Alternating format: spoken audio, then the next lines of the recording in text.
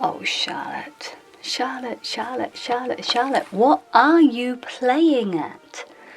Right, for those of you that don't know, in the middle of Christmas Day yesterday, Charlotte Proudman decides that she's going to put a little tweet out there, which basically said, a small child sits on a stranger's lap.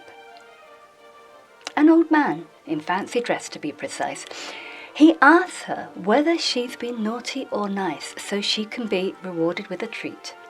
In any other culture, the police would be called. In our culture, we pay for this. Now, let's just have a closer look at this tweet. Fake Santa, who is probably the one that said child is sitting on lap of, has probably been DBS checked. He's employed. So the elves are probably there and they've been DBS checked.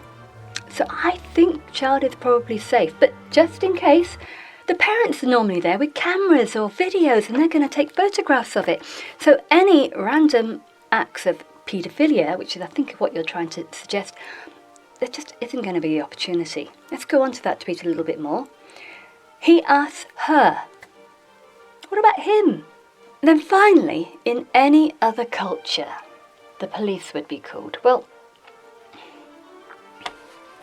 I've looked at that, and in most Western cultures, Santa is a common feature at this time of year. The most Santas have been recorded in one collection for the Guinness Book of Records in Kerala in India, a country which actually is essentially a Hindu country.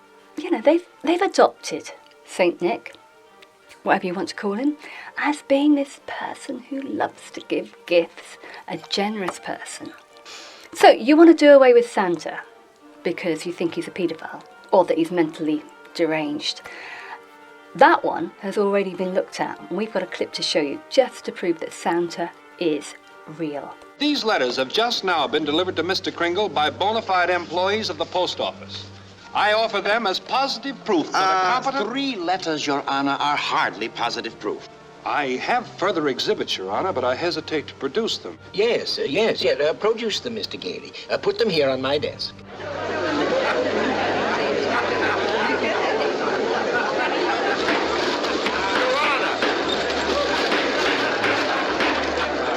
Every one of these letters is addressed to Santa Claus. The post office has delivered them. Therefore, the Post Office Department, a branch of the federal government, recognizes this man, Kris Kringle, to be the one and only Santa Claus.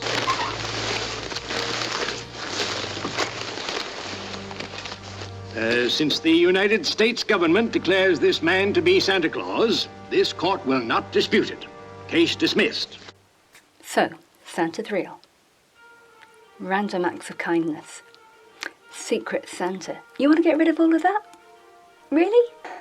Finally, Charlotte, Christmas is a time for peace, goodwill, family, generosity. And even if you don't have a faith,